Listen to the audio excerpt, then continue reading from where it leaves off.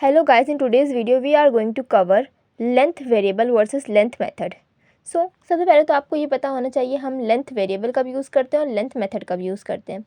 हम length variable जब हमें अपने एरे की लेंथ चाहिए होती तो हम लेंथ वेरिएबल का यूज़ करते हैं, बट जब हमें अपनी स्ट्रिंग में से अपनी स्ट्रिंग की लेंथ चाहिए होती तो हम लेंथ मेथड का यूज़ करते हैं। ओके, तो एक एग्जांपल से देख लेते हैं। मैंने एक एरे क्रिएट कर रखा है। अब मैं जब इसकी लेंथ प्रिंट कराना चाहूँगी, ओनली लेंथ, तो मैं एक्स डॉट लेंथ वेरिएबल का यूज़ करूँगी तो मेरी लेंथ मुझे आउटपुट में मिल जाएगी। बट अगर मैंने लेंथ वेरिएबल की जगह लेंथ मेथड यूज़ कर लिया तो मुझे क्या मिलेगा, मुझे एरर मिलेगी। और एरर किस टाइप की रहेगी, कांट फाइंड सिंबल। हमने जो मतलब लेंथ मेथड यूज़ करा है, ये सिंबल वो फाइंड नहीं कर पा रहा, कांट फाइंड सिंबल। और सिंबल किस टाइप का होगा, मेथड लेंथ टाइप का, मेथड लेंथ टाइप का। ओके, और लोकेशन हमने यहाँ पे इंट यूज़ कर रहा है तो हमारी क्लास क्या रहेगी, इंटीजर टाइप की रहेगी। अगर मैंने यहाँ पे कैरेक्टर यूज़ किया तो हमारी क्लास क्या होती, क्या टाइप की होती है। ओके, अब लेंथ मेथड देख लेते हैं। लेंथ मेथड जैसा कि हमने बताया कि स्ट्रिंग की लेंथ के लिए हम यूज़ करते हैं। तो एग्जांपल देख लेते हैं। मान लीजिए मैंने एक स्ट्रिंग प्रिंट कराई दुर्गा नेम की। ओके, अब मैंने system dot out dot println जब मैं करूँगी एस डॉट लेंथ, क्योंकि ये मैंने लेंथ वेरिएबल यूज़ कर रखा है, इसका मतलब मुझे यहाँ पे क्या मिलेगी, एरर मिलेगी। और एरर क्या मिलेगी, कांट फाइंड सिंबल। और सिंबल मेरा किस टाइप का है, वेरिएबल लेंथ। और लोकेशन क्या है मेरी, Java dot lang dot string. अब जब मैं यहाँ पे एस डॉट लेंथ मेथड अपना यूज़ करूँगी तो मुझे आउटपुट मिल जाएगा अपना करेक्ट। 5 लेंथ है इसकी तो मुझे 5 आउटपुट मिल जाएगा। अब एक और बात ध्यान में रखें, हमारा लेंथ मेथड और लेंथ वेरिएबल ये दोनों ही फाइनल हैं, मीन्स हम इसमें चेंज नहीं कर सकते हैं। ये बाकी लिखा हुआ है, आप पढ़ लीजिएगा। अब हम इसमें देखते हैं आगे एग्जांपल्स। मान लीजिए मैंने एक एरे क्रिएट किया है, बट वो एरे क्या है, स्ट्रिंग टाइप का एरे है। अब यहाँ मैं system dot out dot println करूँगी और एस डॉट लेंथ प्रिंट कराऊँगी। क्योंकि ये एक एरे है तो इसका मतलब यहाँ पे लेंथ वेरिएबल ही यूज़ होगा और आउटपुट हमारा क्या आएगा, 3 लेंथ का हमारा एरे है तो आउटपुट क्या आएगा, 3 आएगा। अब इसकी जगह मैं लेंथ मेथड यूज़ करूँगी तो क्या मिलेगा मुझे, क्योंकि यहाँ पे स्ट्रिंग लिखा है, इससे आप ये ना कन्फ्यूज़ हो कि ये हमारा, हम तो यहाँ पे स्ट्रिंग यूज़ कर रहे हैं तो हम मेरा एरे क्यों आ रहा है। हमने स्ट्रिंग टाइप का एक एरे लिया हुआ है, दैट्स वाई हमें लेंथ वेरिएबल यूज़ करना है, ना कि लेंथ मेथड। अगर हम लेंथ मेथड यूज़ करेंगे तो हमें एरर मिलेगी, can't find symbol, symbol method length. और लोकेशन हमारी क्या है, क्लास स्ट्रिंग टाइप। ओके, अब S of zero length, S of zero पे क्या है मेरा ए। अब इस ए को आप देखिए, ये एक ए क्या है पर्टिकुलर, ये है स्ट्रिंग, हमने स्ट्रिंग यूज़ कर रखा है यहाँ पे। ठीक, तो यहाँ पे हमें लेंथ वेरिएबल नहीं यूज़ करना होगा, यहाँ पे हमें लेंथ मेथड यूज़ करना होगा। अगर हमने लेंथ वेरिएबल यूज़ किया तो हमें एरर मिलेगी। और यहाँ पे मैंने देखिए लेंथ वेरिएबल यूज़ कर रखा है, इट मीन्स यहाँ पे मुझे एरर मिलेगी। और एरर क्या रहेगी मेरी, can't find symbol, symbol variable length और location class Java dot lang dot string. Okay, पूरा नहीं कंसिडर करना है, तब हमें केवल अपने S zero dot S of zero dot length को दे, डॉट लेंथ, क्योंकि मैंने वेरिएबल यूज़ कर दिया है यहाँ पे, यहाँ एस ऑफ ज़ीरो को हमें केवल देखना है, यहाँ पे पूरे से मतलब नहीं है। अब यहाँ पे वेरिएबल नहीं, यहाँ पे मेथड ही यूज़ करेंगे हम। अब एस ऑफ ज़ीरो पे लेंथ मेथड लगाएंगे, क्योंकि ये स्ट्रिंग है हमारा, यहाँ पे लेंथ मेथड ही एप्लीकेबल है। तो आउटपुट हमारा क्या आ जाएगा, सिंपली 1 आ जाएगा। और अगर मैंने एस ऑफ 1 डॉट लेंथ करा होता तो आउटपुट 2 आता, एस ऑफ 2 डॉट लेंथ किया होता मतलब मेथड, तो हमारी क्या आता, 3 आता। चलिए आगे देखते हैं।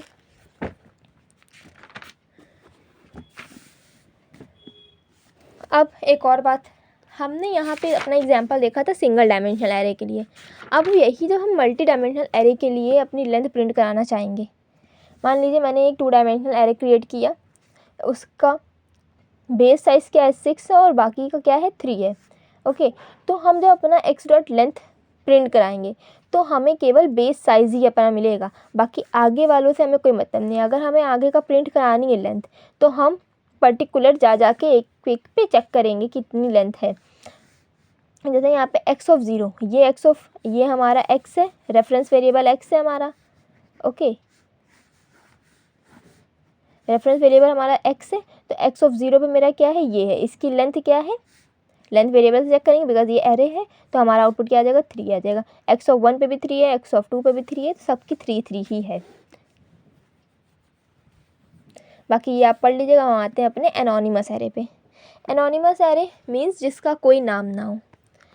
अब बिना नाम के एरे का क्या ही यूज़ होगा, आप ये सोच रहे होंगे। बिना नाम, मान लीजिए ऐसा तो है नहीं कि बिना नाम के लोगों का हम यूज़ नहीं करते हैं जिनका नाम नहीं पता होता। मान लीजिए आप ट्रैवल कर रहे हैं किसी बस में वहाँ पे एक कंडक्टर है, आपने उससे काम लिया, उसने आपसे काम लिया, आपने उससे टिकट लिया, आपने उसे पैसे दिए, काम हुआ ना। बट आपने उसका नाम नहीं पूछना ज़रूरी समझा, बिकॉज आपको नीड नहीं थी। तो ज़रूरी नहीं है कि हर चीज़ का नाम हो तभी उसकी नीड हो। तो यहाँ पे एनोनिमस एरे भी इसी तरीके का है। जब हमें किसी को वन टाइम यूज़ करना होता है, कोई भी काम हमें वन टाइम कराना है, तो हम क्या यूज़ करते हैं, एनोनिमस एरे। अब एक एग्जांपल से और एनोनिमस एरे क्रिएट कैसे करते हैं, इस तरीके से। न्यू, जिस टाइप का हमें एरे अपना क्रिएट करना है वो टाइप लिखेंगे यहाँ पे हम, और डायरेक्टली हम वैल्यूज़ दे देंगे। और जैसे यहाँ पे मैंने 1 2 3 4 लिखा है, इसका साइज़ यहाँ पे नहीं देना, बिकॉज हम क्रिएशन टाइम पे साइज़ नहीं देते हैं।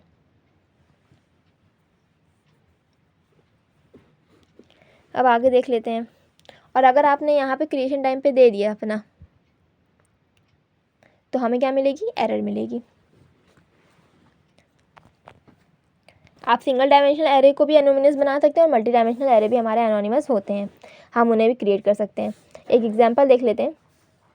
मान लीजिए ये मैंने एक बनाया है, यहाँ पे मैंने यूज़ करा हुआ है public static void main string args है। यहाँ पे मुझे सम ऑफ न्यू, और यहाँ पे ये एनोनिमस एरे मैंने यूज़ किया है। ठीक, अब ये है पब्लिक स्टैटिक वॉइड सम। इस सम के अंदर मैंने एक इंटीजर एरे पास किया है। ठीक, इंटीजर एरे है हमारा, और इसी को मुझे यहाँ पे यूज़ करना है। ठीक, यहाँ पे मैंने इंट टोटल इक्वल्स टू 0, और मैंने ये फॉर ईच लूप चलाया यहाँ से, for each int x1 such that x total equals to total plus x1। अब इस टोटल को टोटल हमारा यहाँ पे प्रिंट हो जाएगा, और हमने यहाँ पे क्या यूज़ किया, अपना एनोनिमस एरे।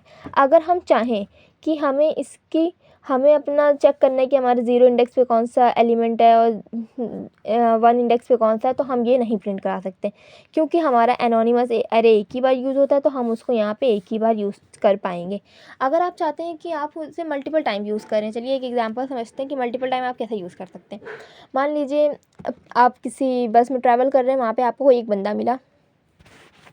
अब मान लीजिए ट्रेन में आप बैठे हैं, अब इतना लंबा सफ़र होता है, मान लीजिए आपने किसी बंदे से बात करी, अब बातें धीरे धीरे बढ़ने लगी, और फिर बात करते करते पता चला कि वो बहुत अच्छी पोस्ट पे है, और मान लीजिए एक डेटा एनालिस्ट है और आप भी डेटा एनालिस्ट की प्रिपरेशन कर रहे हैं, तो आप उससे चाहेंगे ना कि और वो हाई पोस्ट पे, तो आप तो चाहेंगे कि आपका रिज्यूमे वो पास कर दे, ये ऐसे कुछ भी, तो आप चाहेंगे कि आपको उसका नंबर मिल जाए। तो आप कहेंगे कि क्या मैं आपका नंबर ले सकता हूँ, इस तरीके से। तो बात आगे बढ़ेगी, आप उसका नंबर लेंगे, आप उसका नाम वाम पूछेंगे, इस तरीके से। तो फिर वो बंदा एनोनिमस तो नहीं रहा आपके लिए। इट मीन्स आप एनोनिमस एरे को आप बना सकते हैं परमानेंट, आप मतलब उसको यूज़ कर सकते हैं बाद में भी। इसलिए हम किस तरीके से लिखेंगे, मैं आपको लिख के बता देती हूँ। मान लीजिए आपने एक एनोनिमस एरे क्रिएट किया इस तरीके से। ठीक, अब चाहते हैं आप, अब ये आपका एनोनिमस कब नहीं रहेगा, जब आप इसको कोई नाम दे देंगे। आपने यहाँ एक एरे जो आप यहाँ पे लिखेंगे वही यहाँ पे भी लिखेंगे, और इसको एक नाम दे देंगे, वेरिएबल में असाइन कर देंगे। सिंपल, ये अब आपका एनोनिमस नहीं रहा।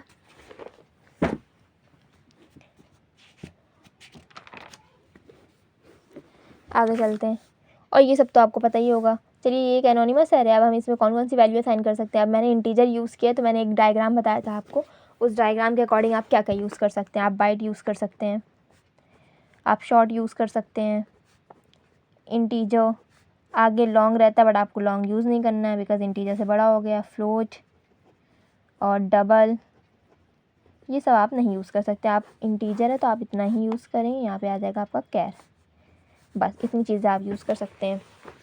यहाँ पे x ऑफ 0 पे आपने 10 यूज़ किया, इट मीन्स आपने इंटीजर यूज़ किया, it is valid. x of 1 पे आपने a लिखा, कैरेक्टर टाइप कैरेक्टर है ये, इट मीन्स यहाँ पे क्या आ जाएगा, x ऑफ 1 पे 97। बाइट b इक्वल टू 20, आपने x ऑफ 2 की जगह b लिखा, इट मीन्स आपका x ऑफ 2 की जगह क्या आ जाएगा, 20 आ जाएगा। Short s is equal to 30 लिखा, x ऑफ 3 पे क्या आपने ऐसा साइन किया, इट मीन्स आपका क्या आ जाएगा, x ऑफ 3 पे 30। और जैसे ही आपने x ऑफ 4 पे 10l लिखने की कोशिश करी, यानी कि आपने लॉन्ग देने की कोशिश करी इंटीजर में, तो आपका क्या आ जाएगा, एरर आ जाएगी, possible loss of precision, found long, required int. Okay, अब देख लेते हैं हम अपने अदर केसेस। मान लीजिए आपने एक ऑब्जेक्ट टाइप का एरे बनाया, तो आप उसमें क्या क्या साइन, कौन कौन सी वैल्यूज़ दे सकते हैं।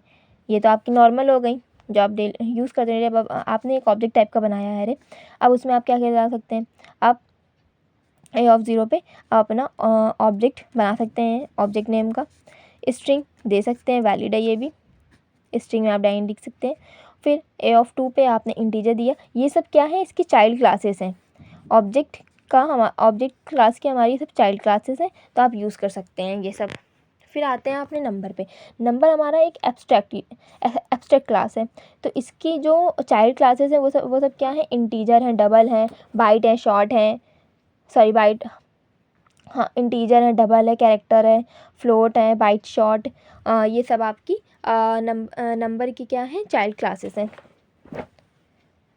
तो आप इन्हें यूज़ कर सकते हैं। आपने एन ऑफ 0 पे न्यू इंटीजर 10 लिखा है तो ये आपका वैलिड है, डबल 10.5 लिखा ये भी वैलिड है, बट आप स्ट्रिंग लिखने को स्ट्रिंग करेंगे असाइन, तो ये आपका एरर आ जाएगा, incompatible type found Java dot lang dot string, और रिक्वायर्ड क्या थी आपको, Java dot lang dot number. अब आते हैं तीसरे पे, रनेबल इंटरफेस पे। इंटरफेस का, अब कुछ बच्चे सोचेंगे ये चीज़ गलत है, ये बिल्कुल ये गलत नहीं है, आप इंटरफेस का ऑब्जेक्ट नहीं बना सकते हैं, बट इंटरफेस का मैंने यहाँ पे ऑब्जेक्ट नहीं बनाया, यहाँ पे मैंने एरे टाइप का ऑब्जेक्ट बनाया है, इंटरफेस का मैंने ऑब्जेक्ट नहीं बनाया, यहाँ पे इंटरफेस एरे टाइप का मैंने यहाँ पे ऑब्जेक्ट क्रिएट किया है, तो इट इज़ वैलिड। अब इसकी जो चाइल्ड क्लासेस है वो है थ्रेड, तो हम थ्रेड यूज़ कर सकते हैं असाइनमेंट के तौर पे, बट यहाँ पे स्ट्रिंग मैंने यूज़ किया, ये गलत है, यहाँ पे स्ट्रिंग हम नहीं यूज़ कर सकते, कंपाइल टाइम एरर हम आ जाएगा, incompatible type found Java dot lang dot string, required Java dot lang dot runnable.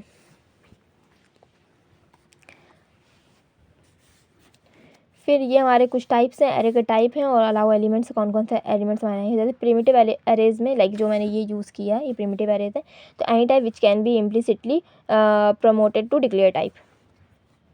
फिर ऑब्जेक्ट टाइप एरे जो मैंने यहाँ पे बताया है वो object type array either declared type और इट्स चाइल्ड क्लासेस, मैंने यहाँ पे साइड चाइल्ड क्लासेस की यूज़ करी। फिर एब्स्ट्रैक्ट क्लास टाइप एरे जो मैंने ये नंबर वाला आपको बताया है, ये एब्स्ट्रैक्ट क्लास टाइप का एरे है आपका, तो its child classes are allowed, only child classes.